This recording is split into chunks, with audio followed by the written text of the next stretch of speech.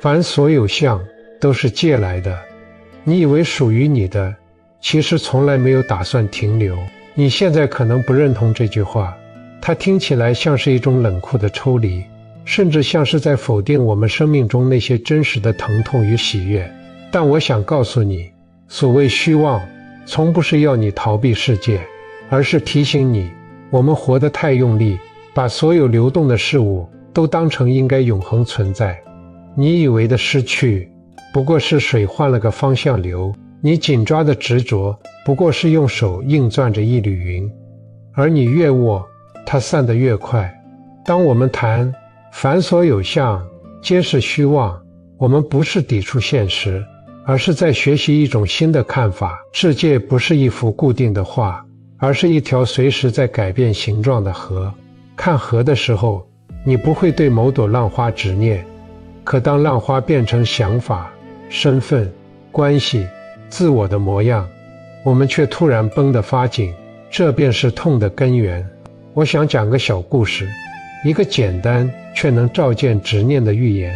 有个年轻木匠，给人打椅子做木柜，手艺精巧到偏执，可每次完工，心里总空落落的，觉得那些作品从不属于自己。于是他决定做一件只属于自己的木雕，选最好的木料，打磨、雕刻、抛光，每一步都比从前更尽心。他盼着它完美，盼着它能成自己一辈子的骄傲。可木头是有生命的，湿度漫进来，他悄悄裂了细纹。季节转个身，纹路轻轻拧了拧，时间走得久了，颜色也慢慢沉下去，每一次变化都让他疼得慌。到最后，他实在受不住木雕的变，竟气得想把它丢了。就在那一刻，他却突然懂了，让他痛苦的不是木雕，是认定他该永远不变的心念。不是世界错了，是他的期待错了。他轻轻把木雕放回工作台，对自己说，它本来就会变，我从来没真正拥有过它。那之后，他的手艺没改，心却宽了。我之所以讲这个故事，是因为我也曾经像那个木匠。我记得有一段时间，我对某个念头执着到几乎窒息的程度。那是一个深夜，我连续写了好几个小时，只为了证明一个观点是对的、合理的、必须成立的。我不断反复修改、推翻、再修改，像是在一条不断向内盘旋的思绪漩涡中打转。我当时抓着的不是观点本身，而是这个观点必须正确的固执。就在凌晨4点，我突然意识到一件事，我不是在写字，我是在和自己的影子搏斗。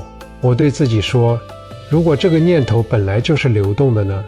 如果它明明想往别的方向走，而我为何把它按在桌面上不让动？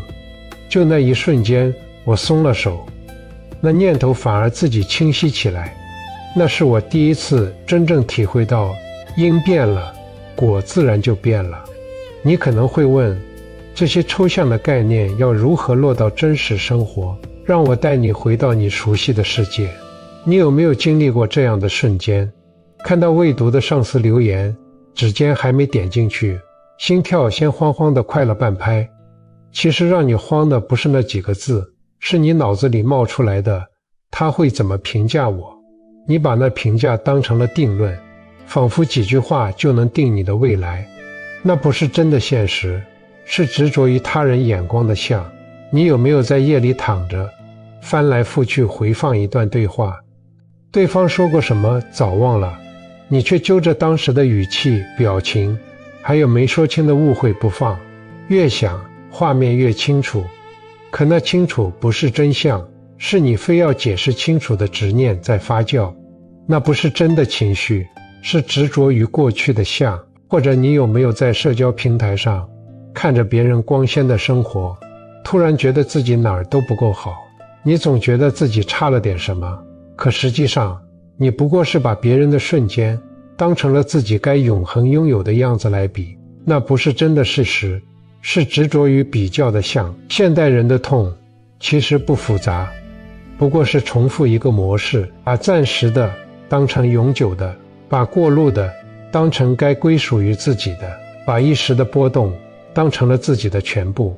当你认定某个形象必须维持，某段关系不能变，某种认可必须攥紧，你早已把流动的水冻成了冰，而冰的命运就是等待再次融化。如果你问我，那我该怎么松开，怎么不执念？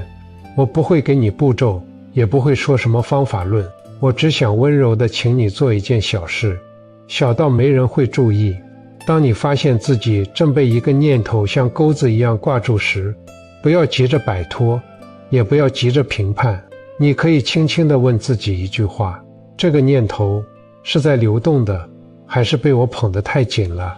如果它是流动的，你会感觉到一点点松动，那是一种轻盈的证据。如果它是被你捧得太紧，你会在胸口察觉到一种僵硬，那正是执念的形状。感受它，不要推开它，呼一口气，让那口气像水一样从紧绷的地方缓缓流过，不是放下，而是让它自己化开。